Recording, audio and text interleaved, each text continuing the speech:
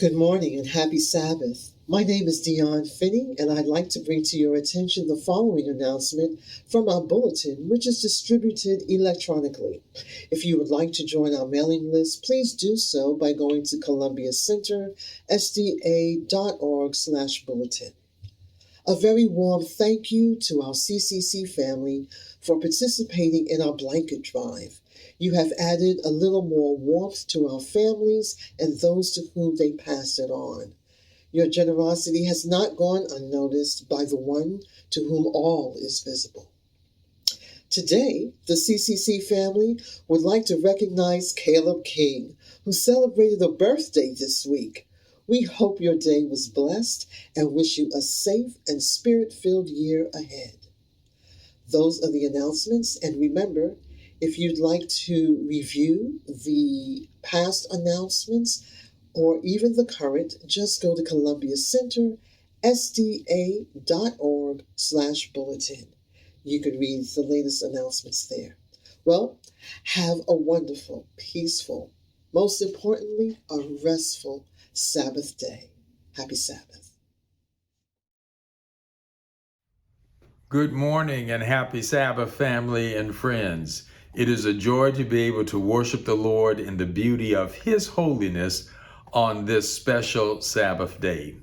The national theme for Black History Month this year is an emphasis on Black health and wellness. Black health and wellness. We're going to be celebrating the legacies of Black scholars and medical practitioners and the roles that they have played in our community that has enabled us to reach the strides and accomplishments that we have thus far. There are also different elements within our community, I should say, that have contributed to our collaborative and collective successes. And we are going to be highlighting that this entire month. Now, as you know, the first Sabbath of each month is what we call our throwback service, where we revisit and worship previous services. And today is no different. Attorney Mathis and Dr. Naeem Newman will be making presentations to us today coming from February in 2019. But the rest of the month, we have a slate of speakers who are going to thrill your hearts and tickle your minds as they present to us truths that the Lord has impressed them with. Next Sabbath on February the 12th, Dr. Benjamin Baker. Dr. Baker is a noted historian, received his PhD from Howard University. He is the charter editor of the Encyclopedia of Seventh-day Adventists, the very first online presentation that the church has ever had. He has authored 6 books, authored and edited 6 books, 150 articles. He has taught history, theology, Black studies, literature at multiple colleges and universities, and currently he is a professor of history at the University of Maryland, College Park. Then the following Sabbath, February the 19th, Dr. Douglas Morgan will be our speaker. Dr. Morgan received his undergraduate degree from Union College in Lincoln, Nebraska, and his PhD from the University of Chicago. He is currently the assistant editor of the Encyclopedia of Seventh-day Adventists, and he has written numerous and multiple books. You will not want to miss him. And then the last Sabbath, February the 26th, will be our own Pastor Novella Smith. Pastor Smith is the former assistant pastor at Metropolitan Seventh-day Adventist Church, and now she is the senior pastor of Beacon Light Seventh-day Adventist Church in Annapolis, Maryland. So you're not going to want to miss any of these services and the presentations, not to mention a whole slate of guest artists and musicians that are scheduled to bless us in song and in worship. So we hope and trust that you will mark your calendars. You will invite your family and friends to tune in so that they can be a part of our celebration. It is strange and unfortunate, however, that this past week alone, We saw a number of HBCUs receiving bomb threats and different school districts across the country banning books that deal with our history. In spite of these obstacles, God has blessed us as a people and this church, and we are going to celebrate it because we have no fear of the future when we remember how God has led us in the past. So therefore, join us today, especially as the Aeolians lead us today in Lift Every Voice and Sing. We pray that today's service will be a blessing to you. May God bless you richly.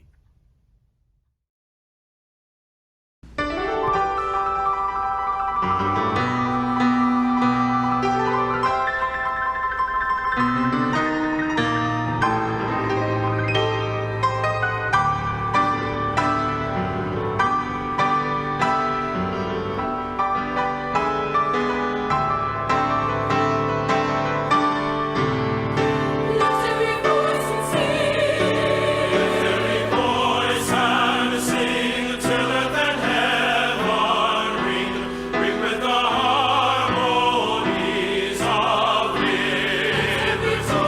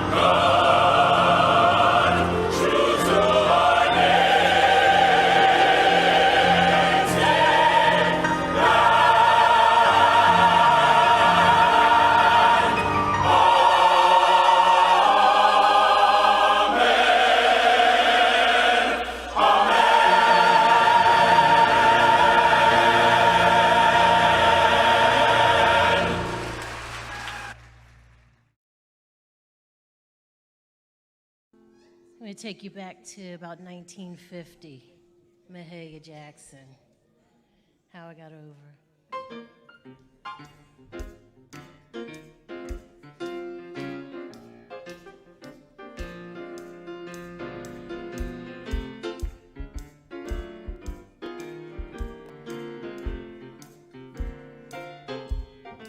How I got over, how I got over, oh my Lord. You know my soul will look back and wonder how I got over, how I got over. It's been a long, hard road getting over, but my soul will look back and wonder how I made it over.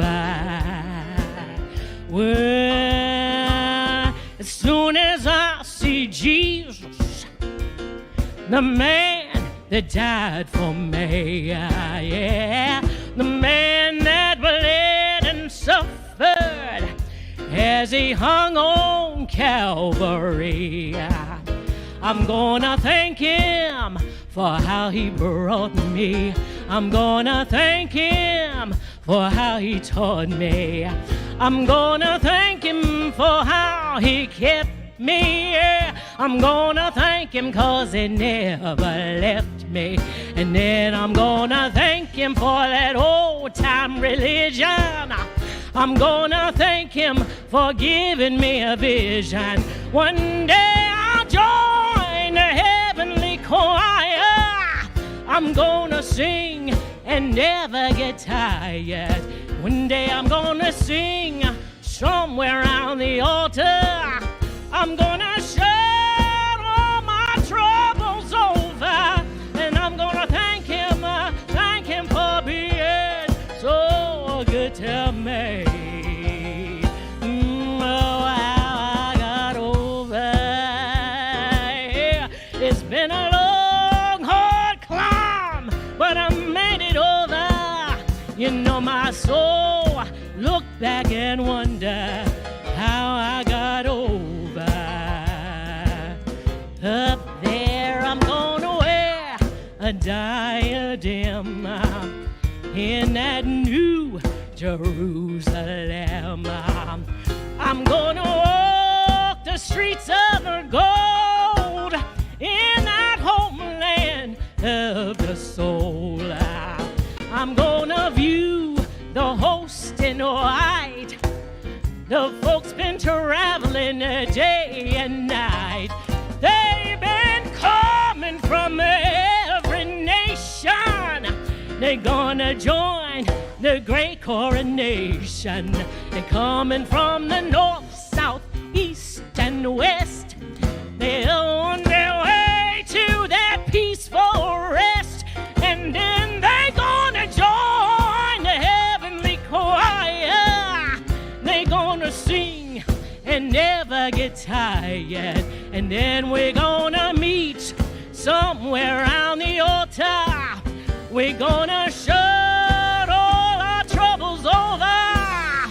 We're gonna thank him for being so good to me. Yeah, how I got over. Oh Lord, thank you for bringing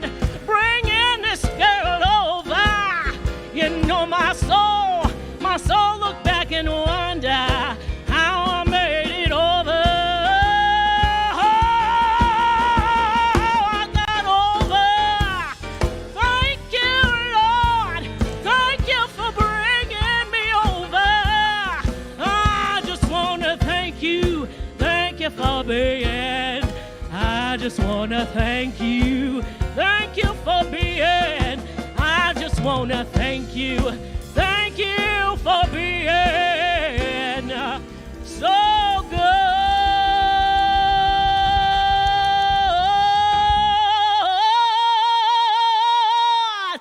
Lord, you've been good. Lord, oh, you've been good to me.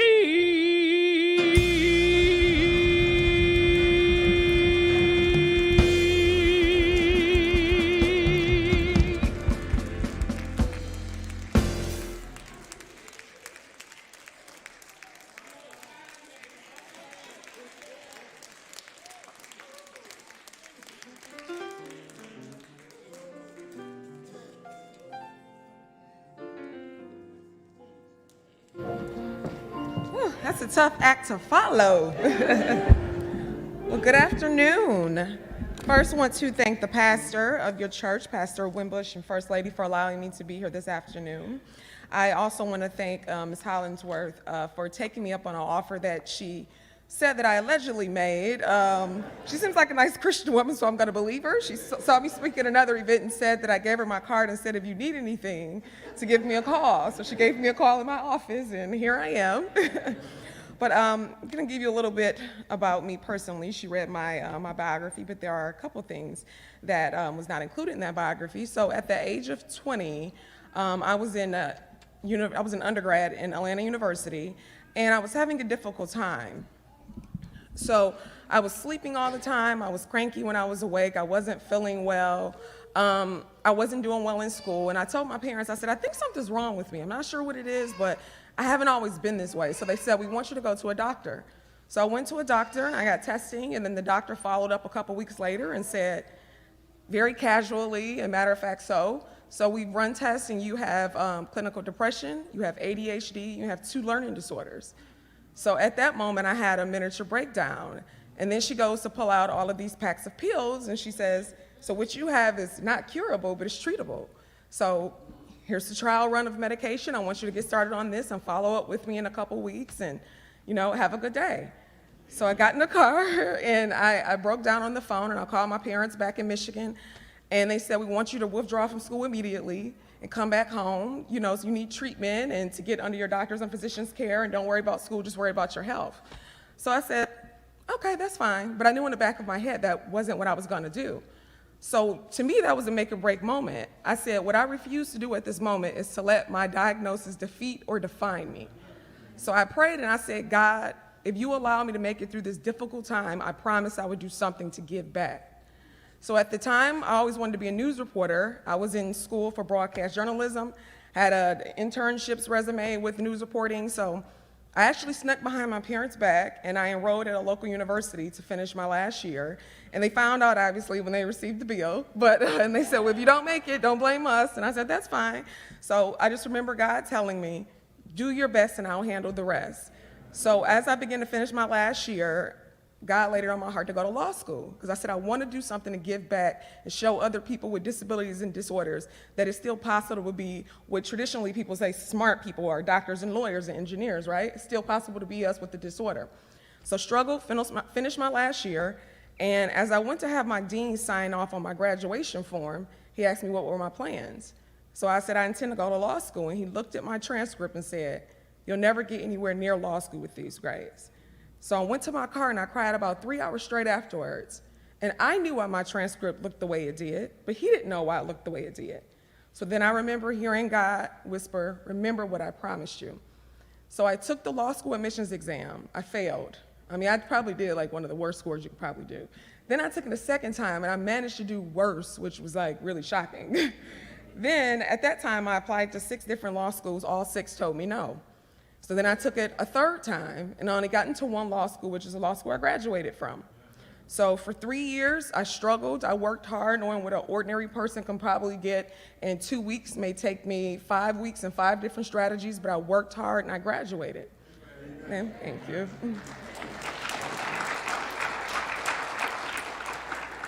Then after that came the dreadful bar exam. So I took the bar exam once, failed. Took it twice, failed.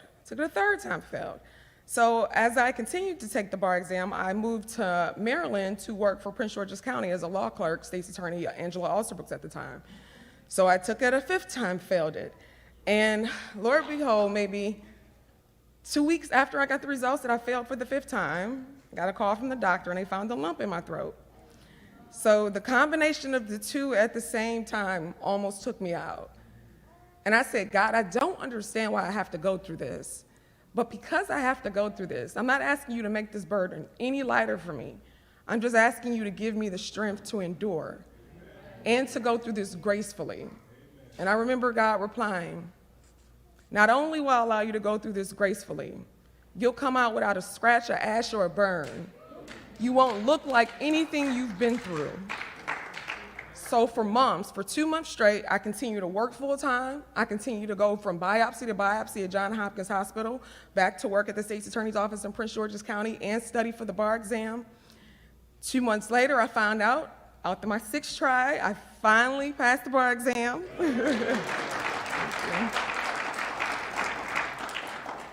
Then, 2 days after finding out I passed the bar exam, I had my surgery done on my neck, and I found out that it was benign, so I did not have cancer. And then I interviewed at my office. I was a law clerk to be an ordinary district court attorney, baby attorney, traffic, and go up through the, through the rings. And then my boss brought me in, State Attorney Angela Alsterbrooks, and she said, I heard during your interview you told the deputies several times, and they asked why you want to be a prosecutor, that you believe in second chances and rehabilitation. I said, I do. And I looked at her and I was like, yeah, I'm sure they're going to tell me go downstairs to the public defender's office. They're not going to hire me with that response. And she said, I've been working on a program for about 3 years that Kamala Harris originally started when she was the first Black Attorney General of San Francisco. And it's a diversion program to give first-time felony convicted drug dealers a second chance. And I think you are the perfect person to start this program up for me. And I've been working on it for 3 years, and I want to start it in the next couple months. And would you like to take the program? And I said, wow, God, if I could have put together the perfect job for me, the perfect position to do exactly what I want to do, this will be it on a platter. And then I understood that if I would have passed that bar exam 1 moment earlier, I would have never had that opportunity, because she just wanted to start it when I passed the bar exam and asked me to start it then. So then I understood my yes was delayed a long time, 3 years in fact, until I passed the bar exam, but it wasn't denied. So it all made sense at the end. And that's just my personal journey. And I tell people all the time, everybody's path and journey in life is different. Everybody's downfall is going to be different. Mine was just my disabilities. My father, for instance, he's the complete opposite. So he was raised in Detroit, Michigan, where I'm originally from, coming from a long line of 7-day Adventists as well, a lot of aunts and cousins that went to Andrews and Oakwood. But he was single family home in the projects of the city of Detroit. His mother raised 5 boys. And at the age of 16, he was in and out of juvenile. So while he was in juvenile, one of his stints, his mother came and said, I have stage 4 breast cancer, and I only have a couple months to live, but I'm asking you to turn your life around, before I die. So she died swiftly after, and he got out of juvenile, and he did exactly that. He got his GED. Then he went on to go to Eastern Michigan University. Then he went to University of Detroit School of Law. Soon after that, he became one of the youngest judges in Michigan history at the age of 31. Now you all know him as the Emmy Award winning recently, Judge Mathis of the Judge Mathis television show.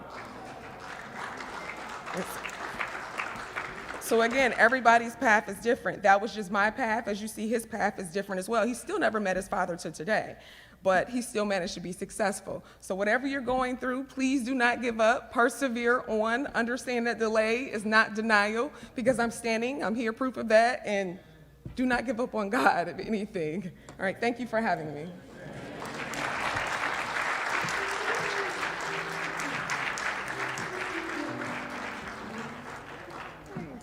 Jade,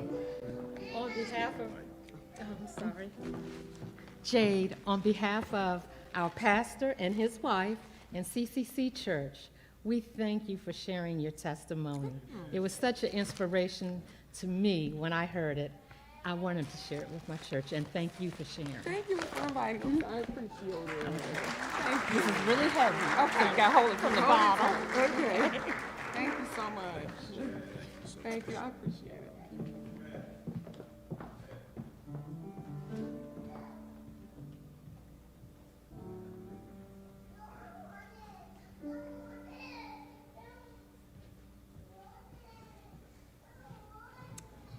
Good afternoon, church. Needless to say, I've known this young man for a long time. And I won't say how long because I'll tell your age, okay?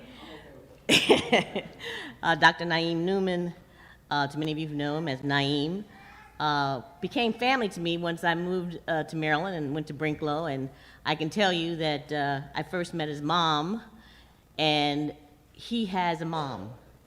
And he has a real mom in terms of her commitment to her children and her commitment to their education.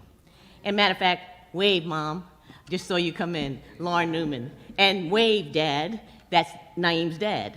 There we go. So when he decided to go into medicine, I remember that so well. Your story is similar to hers. Wasn't quite as easy, was it? No. Graduate of Tacoma Academy, graduate of Oakwood University, at that time Oakwood College, and then a graduate of Loma Linda University. He as well has done research at Johns Hopkins and did some specialty training at Wake Forest University in North Carolina. He's married to one Mytonia, who's not here today, and together they have a ministry called My New Cuisine. And what they do is health ministry seminars to churches on healthy eating, healthy living, and they have been doing it for some time now, right? He's also an elder at RPC. He is also an oncologist, surgical oncologist at Anne Arundel Hospital, Anne Arundel Medical Center. He's been here before, he's spoken with us before. And for those of you who know or don't know what a surgical oncologist is, they have specialty training in cancer, particularly if they have to remove and diagnose or treat cancer. I present to you Dr. Naeem Newman.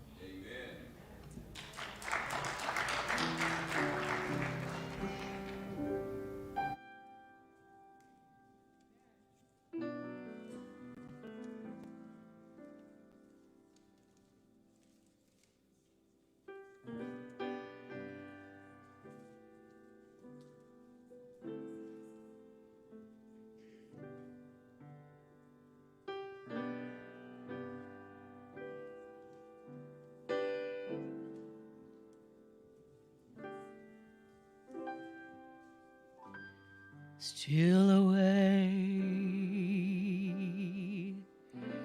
still away, still away to Jesus, still away, still away, home. I ain't got long to stay here, still away, still away,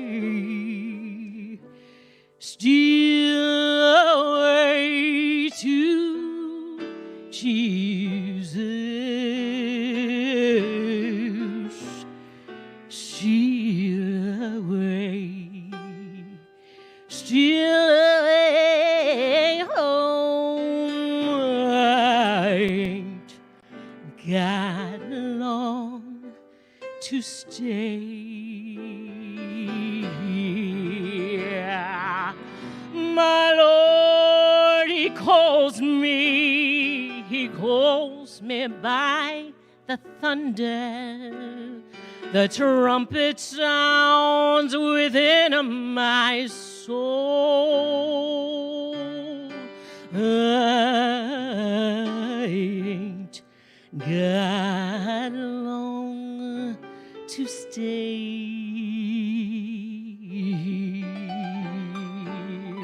Still away, still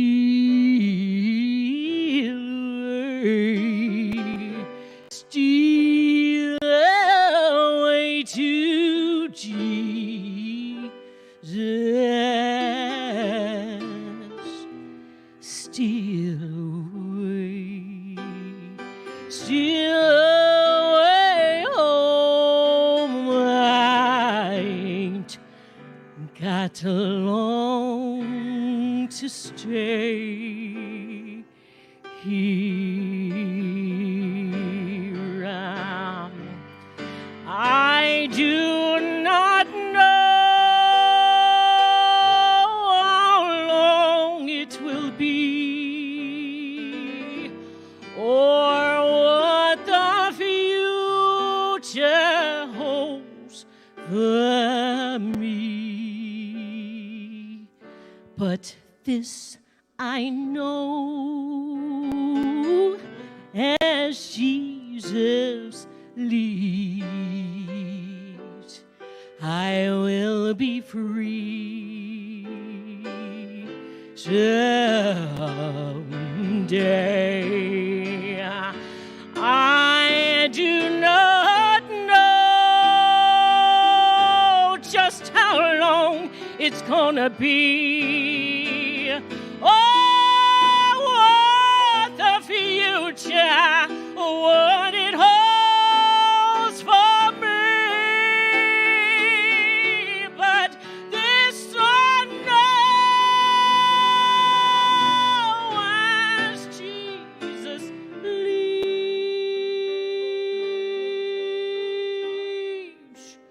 I ain't got long to stay.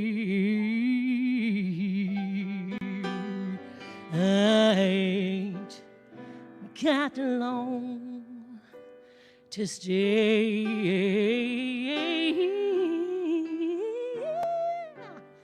I ain't got long to stay.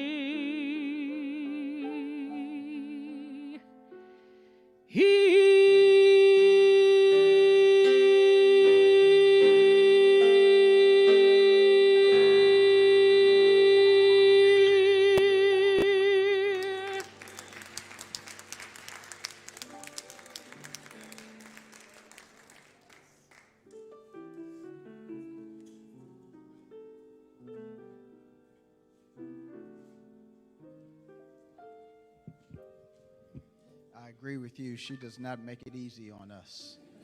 It is. It was wise of you, Uncle Gary, to have her sing this week when the guest speakers are coming, because that is a hard act to follow. Thank you so much for your ministry. Beautiful, beautiful music. Your story that you were telling this morning really resonated with me, because I also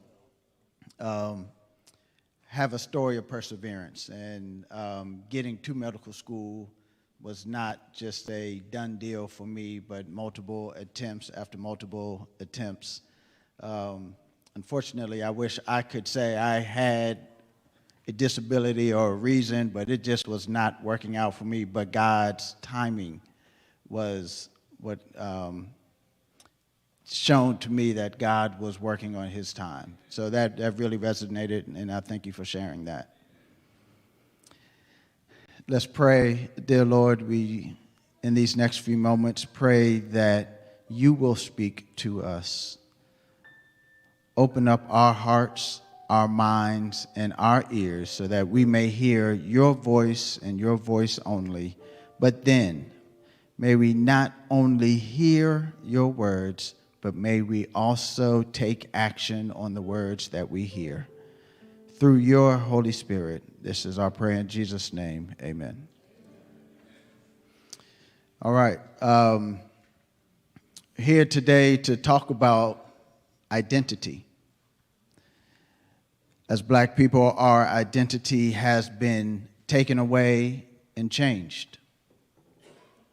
Biblically, our identity is one thing, but we've been told that it's something else.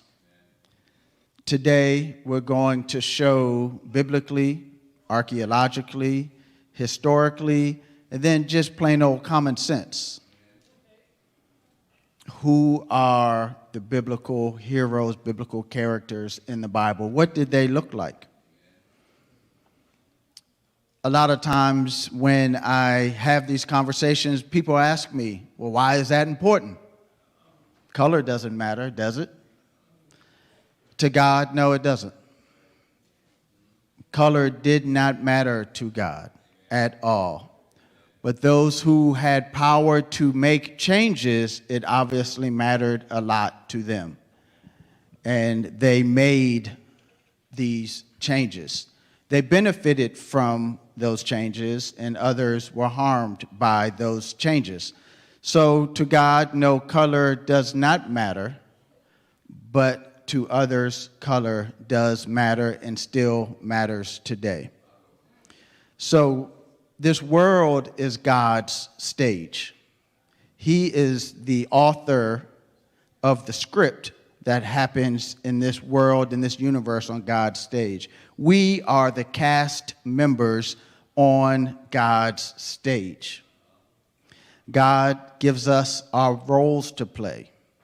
Every single role of every individual is important. The way we execute those roles depends on how we listen to the director. God is the director. We are the cast members.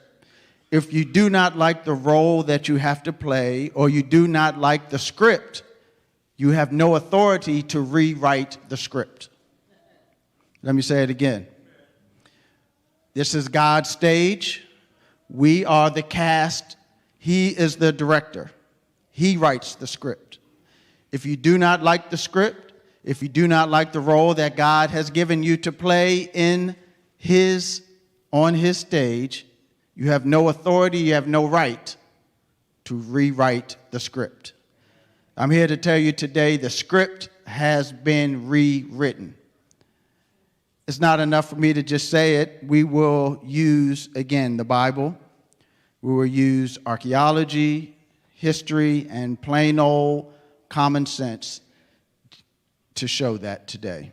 God has always maintained a remnant people to make sure that his message goes forward. When Adam fell, he kept Noah and his family to keep the message going. He then chose a special group of people, the Hebrew Israelites. They were God's chosen people. Today we're going to talk about what did these people look like.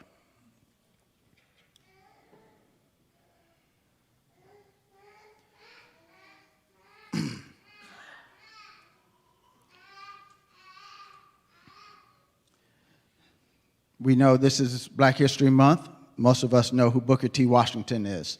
This is a quote I like that he says, "A lie does not become truth, wrong does not become right, evil doesn't become good just because it's accepted by the majority." I'm a scientist. I know there's other scientists in the audience. I took a class at Oakwood College by Dr. Seth Lubega called Genetics. Some of us may have also taken that same class from Dr. Lubega. In genetics, there's a dominant gene and a recessive gene. A recessive gene only means a loss of the characteristic. A recessive gene means a loss of the characteristic. So a dominant gene has the characteristic, a recessive gene has lost the characteristic. Black skin is a dominant gene. White skin has lost that characteristic. Does that make sense to everybody? So having pigment is the dominant gene. The loss of that pigment is a recessive gene. Are we all on the same page? It took a whole semester for me to learn that. I'm asking you guys to learn that in 30 seconds. Dominant genes, recessive genes. So, genetically speaking, you cannot take recessive genes, I don't care how many recessive genes you put together, and make a dominant gene. We all together here. So if white people, white skin, were in the beginning, none of us would be here. because you cannot start off with recessive genes and then end up with dominant genes. You cannot have started off with white skin and then got to black skin, because black skin is the, oh, you guys are listening. That's good. Are we all together here? We're all on the same page. You have to start with dominant genes to get everybody else. So black skin was able to create every variety in the earth, because you start with the dominant, and as you lose, you get different skin colors. Everybody understand that? That's genetically speaking. We will get to the Bible, but we just wanted to lay some groundwork. That makes sense? Okay. Broad lips, broad nose is another dominant gene. Loss of broad lips, loss of broad nose is a recessive gene. You guys can now be geneticists. Everybody has everyone heard of a melanocyte? Again, I know there's some doctors in the audience that know. So a melanocyte is a cell that produces pigment. So our skin is darker because our melanocytes are producing melanin, which produces darker skin. Everybody, does that make sense? That's why it's a melanocyte and melanin. So there's two reasons why our skin is the color it is. Number one, our genetics, our parents passed on, but also it's God's way of protecting us from the UV light that comes from the sun. So if you live in a hotter climate, a warmer climate, you need darker skin to protect yourself from the sun, the UV light from the sun. Does that make sense to everybody? So if you live in Antarctica, you don't necessarily need darker skin because there's not as strong UV light coming from the sun. If you live closer to the equator and hotter areas, you need darker skin. So then the question we have to ask is, where did the majority of the Bible take place? Hot area or cold area?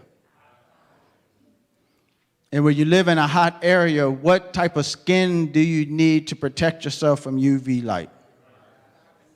Darker skin. So that just setting some scientific, genetic, and just some plain old common sense. Are we all together? All right. The Bible is a book that takes place mostly in Africa, written by Africans about Africans. Now, for that sentence right there is shocking for many people. The Bible is a book that takes place mostly in Africa, written by Africans about Africans. If someone, now I will need some help from the audience for this, because I've found in giving Bible studies, it sometimes has greater impact if you read it for yourself than me reading it to you. So I'm going to need some volunteers to read some Bible texts. And I've been told by the AV team we can pass the mic around so that you can read it. But I would like if someone could turn to Genesis 2, 10 to 14. Genesis 2, 10 to 14. Oh, thank you, Chris, for your help. It's nice to be amongst family. I have my blood family here. I have some of my RPC church family here. I have some of my Brinklow church family here, so I feel right at home. Genesis 2, 10 to 14. The very first nation mentioned in the Bible during the creation story, we're about to find out who it is. Genesis 2, 10 to 14. Please follow along with us. Now a river flowed out of Eden to water the garden, and from there it divided and became 4 rivers. The name of the first one was Pion. It flows around the whole land of Habakkuk, where there is gold. The gold of that land is good. The bdellium and the oxen stones are there. The name of the second river is Gihon. It flows around the whole land of Cush. Stop right there. Anybody have a King James version? All right. What is just that last verse you read? You're going to finish, but what does your Bible say? Ethiopia. The very first nation mentioned in the Bible is on the continent of, but yet we've been told every picture you see of Adam and Eve, do they look African to you? I mean, that's a truth. The very first nation in the creation story is Ethiopia. But yet, every picture we have ever seen of Adam and Eve, they don't look Ethiopian to me. Europe is not mentioned in this creation story, but yet, every single picture, drawing, every rendition of what they look like, they have been given a European look. Keep going, please. Okay. The name of the third river is Tigris. It flows east of Assyria. And the fourth river is the Euphrates, the great river. We've all heard of the Tigris and Euphrates River. We know that they flow from the northern part of Africa down into Egypt. We've heard a lot about Tigris and Euphrates in Egypt. Again, these are African nations as part of the creation story. The very first nations mentioned in the Bible are on the continent of Africa. The very first civilization mentioned in the Bible, if we go back, after the flood happened, there was a nation, right? They wanted to build this tower, called it the Tower of Babel. Their king, their leader's name was Nimrod. Nimrod, first let me just take a step back. Genesis 10 is called the Table of Nations, Genesis 10. Genesis 10 gives, so after the flood, the whole world was repopulated by Noah's three sons, right? Shem, Ham, and Japheth. Repopulated the entire earth. Genesis 10 gives you all of the children and the descendants of Shem, Ham, and Japheth. Ham is the progenitor or the father of all of the African nations. Have we heard that before? If we go here, I don't have a pointer, but you see Ham, this is just the genealogy of Ham, the genealogy of African nations. You look and you see Cush, as we just heard in the biblical translation, Cush is another name for Ethiopia. Mizraim is another name for Egypt. Ham is the father of these African nations. But what's interesting is when you read the Bible now and you see these names, you see Canaanites, automatically now your image of what those Canaanites look like should change. Why? Because we know now that Canaanites are descendants of Ham, so Canaanites had to be black people. They were African people. When you keep going through the list, you see Philistines, you see Sidon, you see the Hittites. We all have heard of Uriah the Hittite. My wife is here, by the way. Now, you shouldn't have done that because now you have to stand. Could you please stand for us, babe, so everyone can see my beautiful wife?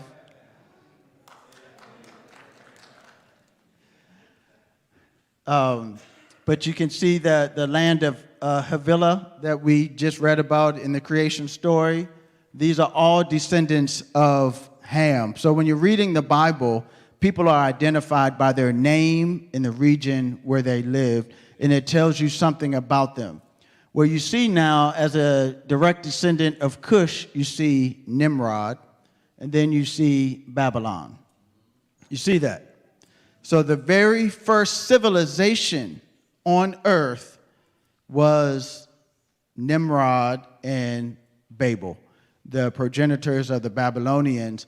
And according to Genesis 10, the Table of Nations, these people were black people. So now the first nation mentioned, Ethiopia, Havilah. The first civilization mentioned, all African people. But yet, every image, every picture, everything we see would tell us something different. Today, we're not here to preach black power, black supremacy. We're really only here to correct error.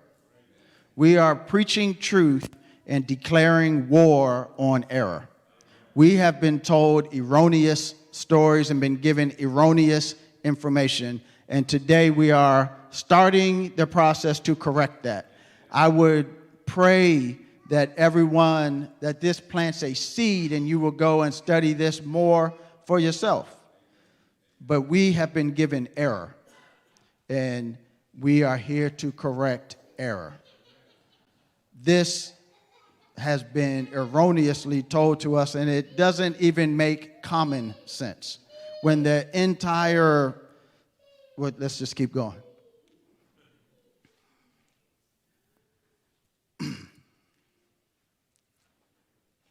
So the word Rome and its derivatives are only mentioned 20 times in the Bible, not once in the Old Testament. The word Greece and its derivatives are only mentioned 26 times in the Bible, only 4 times in the Old Testament. The African city of Sidon and the Sidonians, which we just showed you are descendants of Ham, are mentioned more than 17 times. Ethiopia is mentioned 40 times. Tyre is mentioned 57 times. The Canaanites are mentioned 153 times. Egyptians are mentioned 727 times in the Bible. Again, this is a book about Africans, written by Africans, that takes place mainly in Africa. If you add all this up, Africa is mentioned more than 1,000 times more than any European nation in the Bible. But again, yet, we are supposed to believe that every single character in the Bible is European and not African or of African descent. But yet, 1,000 times more nations of Africa are mentioned. Something's up. Everybody remember the story of Jacob.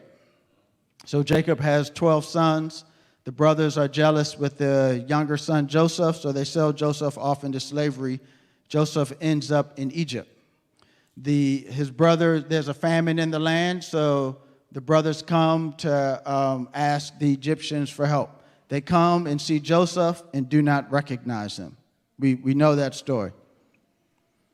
It's safe to say one of the reasons they didn't recognize him is probably because he looked like the Egyptians that were around him. If he looked European and was surrounded by Egyptians, maybe he would stand out more, but he probably looked just like the other Egyptians. Does that make sense? So Exodus 1:5 tells us that Joseph calls for his father and their family to come, and Jacob comes with 70 Hebrew Israelites. That's Exodus 1:5. If you go to Exodus 12:37, you will see that when they left 400 years later, there were 600,000 men.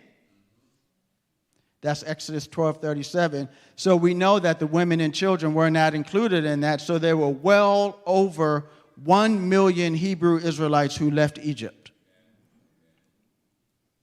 So the Hebrew Israelite nation, God's chosen people, was essentially birthed in an African nation, birthed in the African culture, raised in the African culture, spoke Hebrew and African languages. Is that a safe statement to make? They came with 70, left with over 1 million. The nation was birthed in Africa. Their leader, Moses, we remember the story of Moses, right? The mother placed Moses in a basket on the Nile River. We know the Nile River is in Egypt. Potiphar's, Pharaoh's daughter found him, and their leader, Moses, was raised in an African culture, speaking African languages, probably in one of the most advanced civilizations of all time, Egypt. So not only was God's chosen people birthed and raised in Africa, but their leader was also the same. We know then that, I'll need some help with these next verses again. There's 4 this time. If someone could turn to Exodus 2:15-21, Exodus 3:1-2, Exodus 18:1-2, and Numbers 12:1. Again, I think it's more powerful for you to read it for yourself than for me to just read it to you. Again, Exodus 2:15-21, Exodus 3:1-2, Exodus 18:1-2. Which one do you have in the back, ma'am? Exodus 15, I'm sorry, Exodus 15 through 21. I like your spirit. Yes. Exodus 2. I'm sorry, Exodus 2. I have that. I'm looking at that. Okay. Now, when Pharaoh heard this thing, he sought to slay Moses. But Moses fled from the face of Pharaoh and dwelt in the land of Midian. And he sat down by a well. Now, the priest of Midian had 7 daughters. And they came and they drew water and filled the troughs to water their flock. And the shepherds came and drove them away. But Moses stood up and helped them and watered their flock. And when they came to Ruel, their father, he said, "How is it that ye are come so soon today?" And they said, "An Egyptian delivered us out of the hand of the shepherds." Just stop right there for a second. Obviously, the Egyptians and the Israelites looked the same, because when their father said, "Who rescued you?" what did they say? An Egyptian came and helped us. Now again, if Moses did not look like the Egyptians, then why would they have said an Egyptian came to help us? So then our question has to be, well, what did the African Egyptians look like? And I will show you some more pictures to show what the African Egyptians looked like back then. If you could finish. And also drew water enough for us and watered the flock. And he said to his daughters, "And where is he? Why is it that ye have left the man? Call him, that he may eat bread." And Moses was content to dwell with the man, and he gave Moses Zipporah, his daughter. Thank you. And we know the story of Zipporah, and we remember, we'll read about that. Who has the next one? Exodus 3:1-2.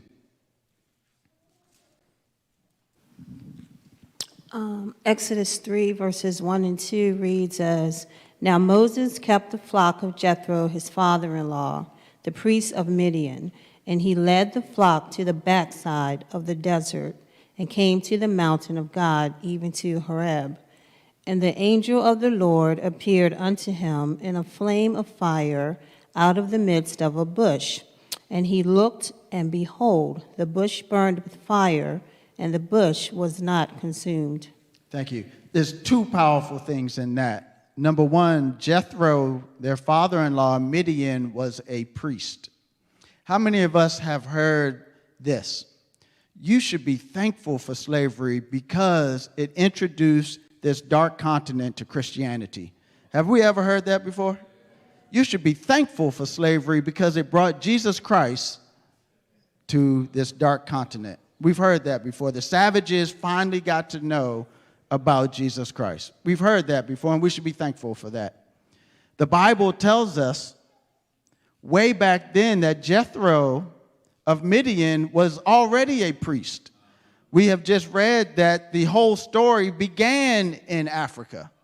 The creation story happened in Africa. So the dark continent is, again, another thing that has been used to control and for others to benefit from. That is not a dark continent. Christianity, the whole thing started on the continent of Africa. We don't have to be thankful that they brought Christianity to, we already had it. We were God's chosen people from the beginning. Unfortunately, we are the only ones who don't know that. The rest of the world knows that, and I'm going to show you that we are the only ones who don't know that. Everybody else knows that already. We don't know that. That these were not savages that were being stolen into slavery. They already knew God. They already had God. And we know that because these songs that were sung today, where did the Negro spirituals come from? Were they taught by the slave masters?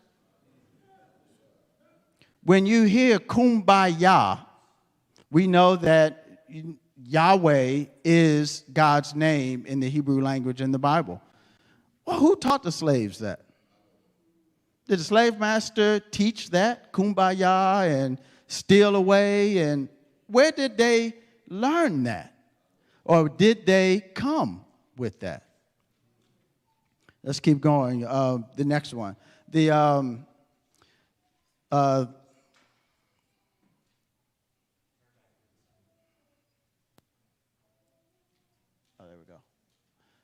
Exodus 18, 1 and 2. Does anyone have that one? Again, I implore you to not, we read in Acts that after Paul would speak, I forget to which group he was speaking to, they would go back and reread it to make sure that Paul was telling them the truth. We remember that story? They would hear Paul speak, and Paul is the one we all, he wrote basically the whole New Testament. These people would go back and check to make sure that what Paul was saying was the truth. I implore you to do the same. Exodus 18, 1 and 2. When Jethro, the priest of Midian, Moses' father-in-law, heard of all that God had done for Moses and for Israel his people, and that the Lord had brought Israel out of Egypt, then Jethro, Moses' father-in-law, took Zipporah, Moses' wife, after he had sent him back. So now we want to know some more about Zipporah and what Zipporah looked like. Let's look in Numbers 12, verse 1. One of the interesting things growing up, we were given Simon of Cyrene. We were told there were two black people in the Bible, right? Zipporah, Moses' wife, and Simon of Cyrene. In Black History Month, we would celebrate these two people, Zipporah and Simon of Cyrene. Did anybody else grow up like that, or just me? Those were the two people we were given, Simon of Cyrene and Zipporah. Numbers 12:1. Okay, Brother Hollingsworth. And Miriam and Aaron spake against Moses because of the Ethiopian woman whom he had married, for he had married an Ethiopian woman. So we see here, now some will say that Moses had two wives, but the Bible doesn't say that anywhere. Again, these Midianites had to have been black people that looked like Ethiopians because of the way Miriam was just described. Does that make sense to anybody? I also want to show that Mount Horeb, where God encountered Moses at the burning bush, is on this Sinai Peninsula, which is also on the northern border of the continent of Africa. The Ten Commandments were given on that same mountain, Mount Sinai, again on this northern border of Africa. Just some common sense facts that we have shown that obviously the Egyptians and Hebrews had to look similar to each other. These characters, if someone could turn to Acts 21:37-39, Acts 21:37-39, we see that some of the Hebrews have been mistaken for Egyptians, Moses, Joseph, Paul, and of course we know when Herod was after baby Jesus, where did God tell baby Jesus to go? Down into Egypt, down into Africa. Now, would it make sense to hide a European-looking baby amongst Africans? Just, again, we just want to use common sense, science, the Bible, and history, but that would not make sense. To take a white baby and let's hide him among a bunch of black Africans. Let's read Acts 21, 37 to 39. Anyone have that?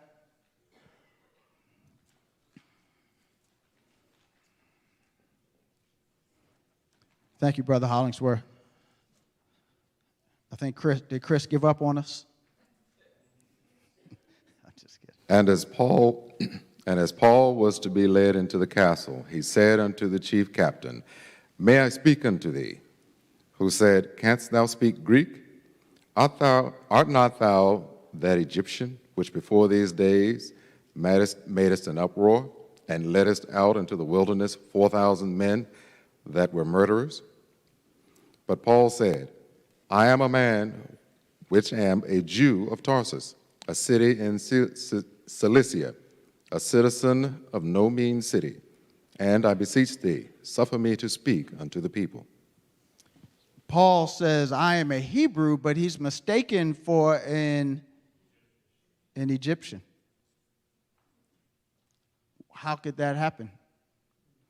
This is, old images.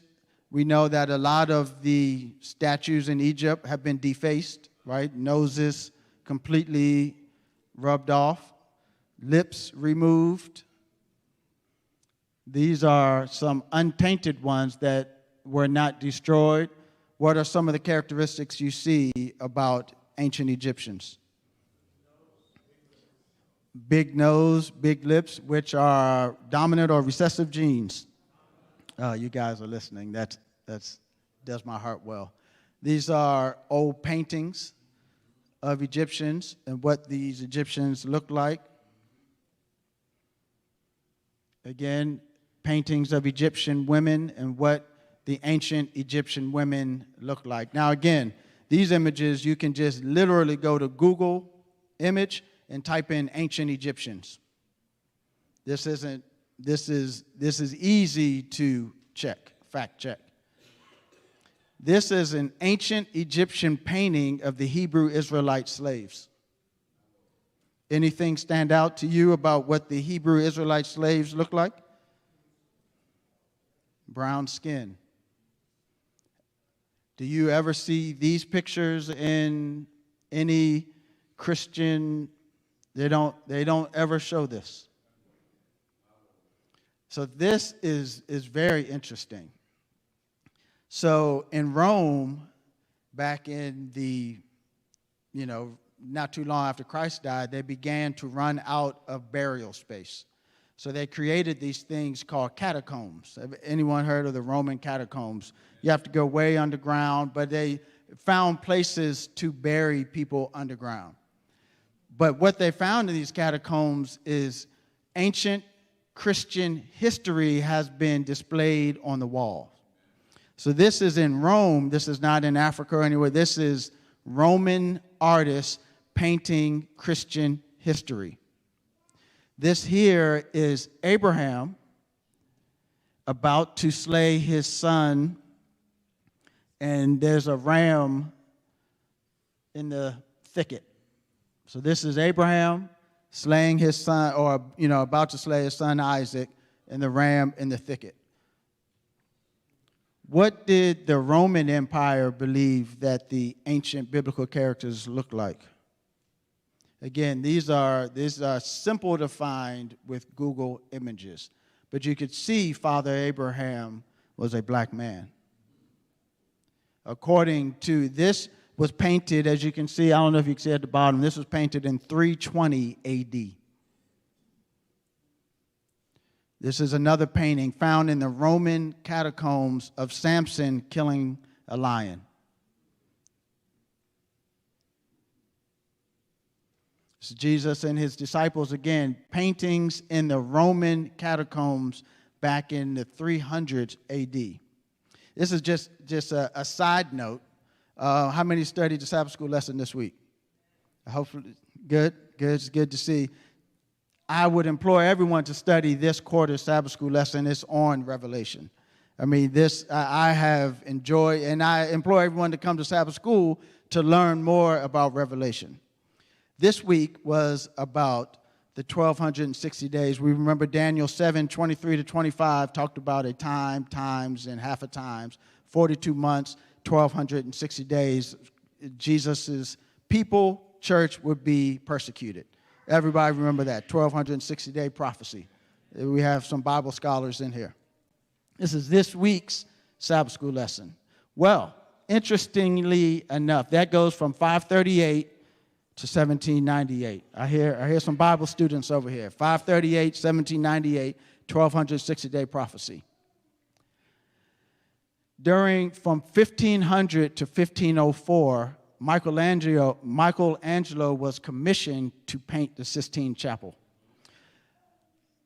While during these dark ages, not only were they persecuting Christians, but they were burning Bibles and forbidding people to read the Bible.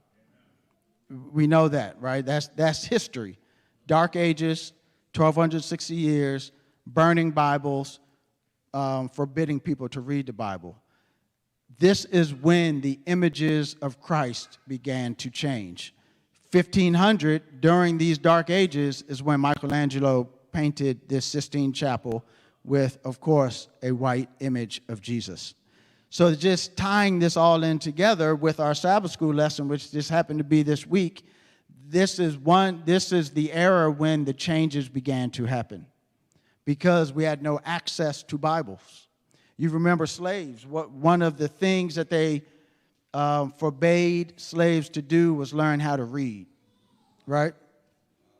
What was the fear of them reading? Was it reading any other book besides this book? Because if the slaves were able to read and get hold of this book, they would begin to read the story maybe of Moses. This is another picture, again, Roman catacombs of Jesus' disciples. You could see they were painted as brown and black people. Let's just now look at, biblically. I need 4 more volunteers. This may be the last one.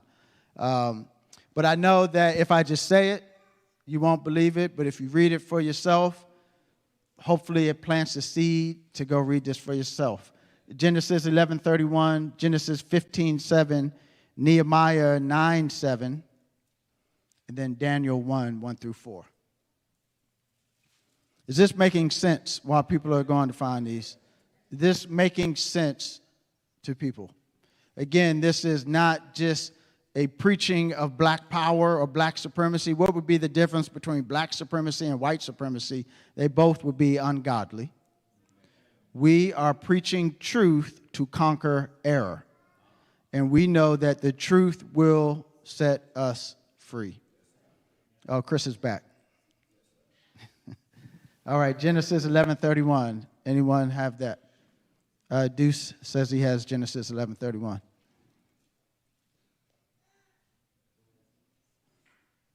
Do you have it? Oh, okay. Crystal says she has Genesis 11:31. This is now we're talking about Father Abraham. And Terah took Abraham his son, and Lot the son of Haran his son's son, and Sarai the daughter-in-law his son Abraham's wife. And they went forth with them from Ur of the Chaldeans to go into the land of Canaan. And they came unto Haran and dwelt there. Good.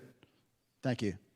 So keep in your mind, Ur of the Chaldeans. Abraham came from Ur of the Chaldeans. Who has Genesis 15:7? Okay.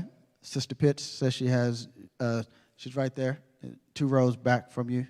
Yes. Genesis 15:7. And he said unto him, I am the Lord that brought thee out of Ur of the Chaldees, to give thee this land to inherit it. Thank you. Nehemiah 9:7. We have in the back.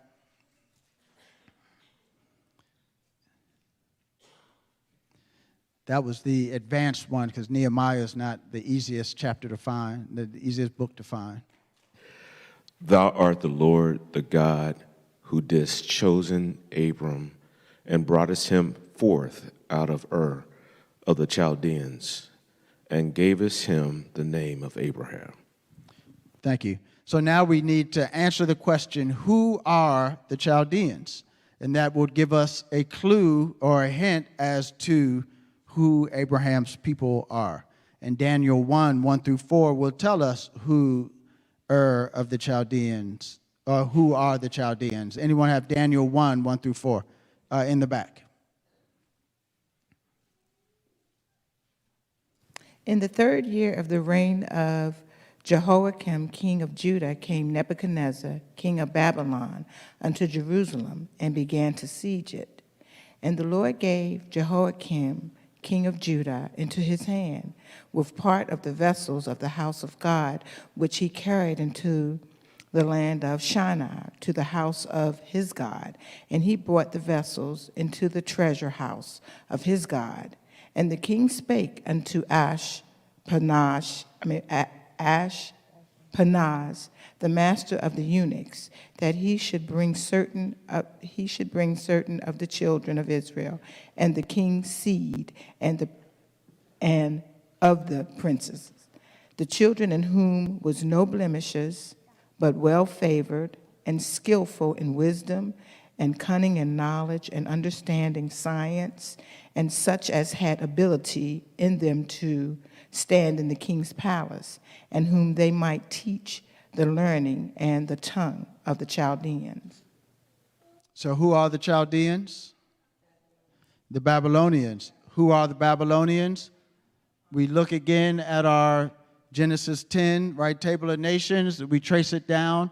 They are descendants of Ham. Ham is the progenitor or the father of the African nations. So it's safe to say that the Chaldeans, where Abraham came from, were descendants of African people. King Nimrod, King Nebuchadnezzar, the Babylonians were African people. Does that make biblical sense to everybody? So as you're reading the Bible nowadays, whatever you're reading, these are clues that tell you what these characters in the Bible, these heroes of the Bible, look like. Because you can trace their roots all the way back to Genesis 10. This is a Bible written about us, for us, and by us. This is the last one. Jesus, I forgot, there are a couple more verses. But we do know that the Messiah is to come through the line of Judah, right? The Lion of the tribe of Judah. There's a fascinating story in Genesis 38. It is one of the most fascinating stories in the Bible because of all the drama that's in it. But anyway, Judah liked to marry these Canaanite women. One time he was tricked by his daughter-in-law. Her name was Tamar. He slept with his daughter-in-law, and they had a son named Perez. Fascinating story, a lot of drama in the story. That's the short and dirty of it. But when you go to Matthew 1, you will see that these Canaanite women and son, Tamar and Perez, are in this line of Jesus. We also, and that's something, we won't read that, but Matthew 1 through 16, Luke 3, 23 to 38. We also know that in that line were other Canaanite. Rahab was also a Canaanite woman. We remember her story. She helped the Israelite spies. She hid them and helped them to escape when they were spying out the land of Canaan. Bathsheba, her husband was a Hittite. I showed you back in Genesis 10 that the Hittites were also descendants of Ham. So it's very likely that Bathsheba herself was also a Hittite. But then you would say, as any good Bible student would say, that lineage in Matthew 1 is probably Joseph's lineage, right? Because we know that Jesus was born to a Virgin Mary and the Holy Spirit. So this argument doesn't hold any water because that lineage in Matthew 1 is going to be Joseph's line. But we have all of these verses here where Jesus says he comes through the line of David. So it's safe to say that Mary herself had to also be in the line of David, which would make sense because, again, most people would marry people of their own tribe. So there's multiple verses. To save some time, we can read a couple of them. John 7:42, 2 Timothy 2:8, and then Revelation 22:16, where Jesus is describing himself as the offspring of David, or from the seed of David. Now, Jesus could not describe himself as that way unless Mary was of the seed of David. Does that make sense?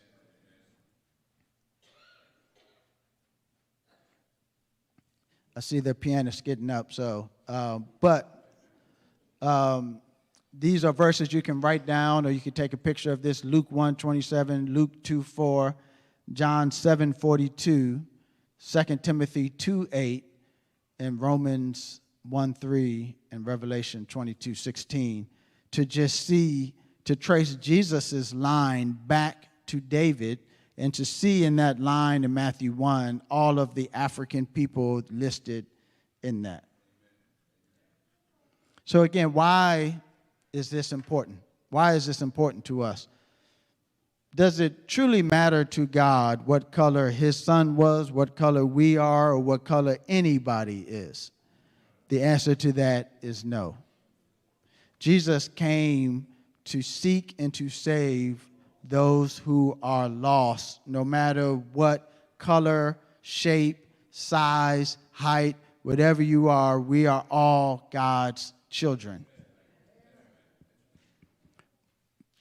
But right now in 2019, black people are shackled. Our health is poor.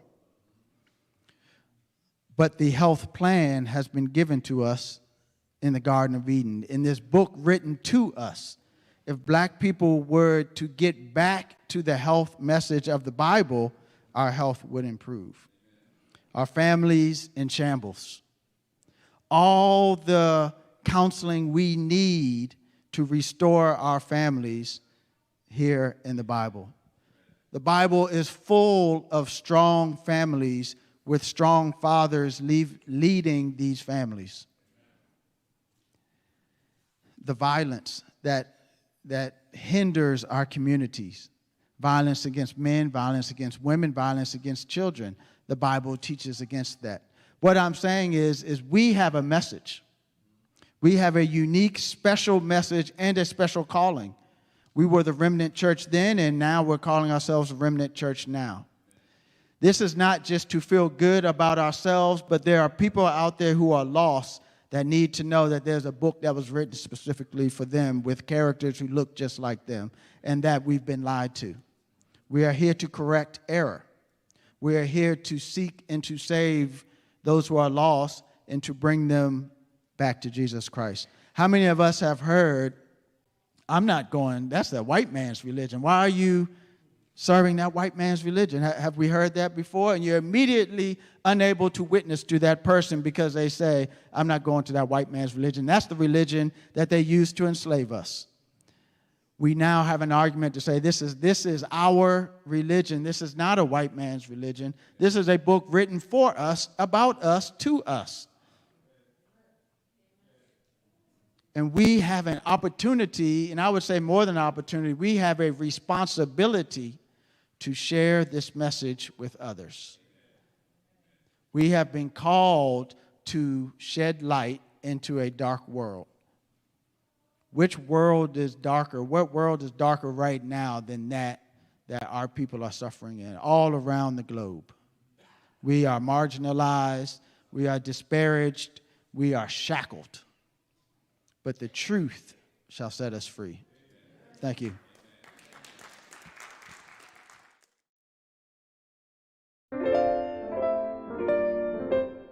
Now is the time for us to respond to God's love and provisions. Let us return a thankful tithe and give our generous free will offerings. CCC members may do so by using our online giving link on our church website on your screen. Thank you for being faithful as He is faithful.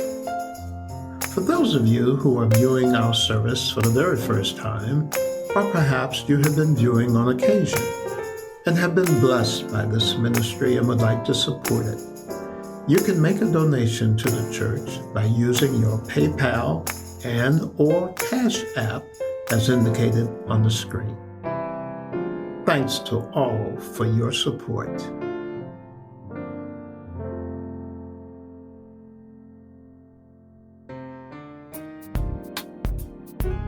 Thank you for fellowshipping with us here at Columbia Community Center.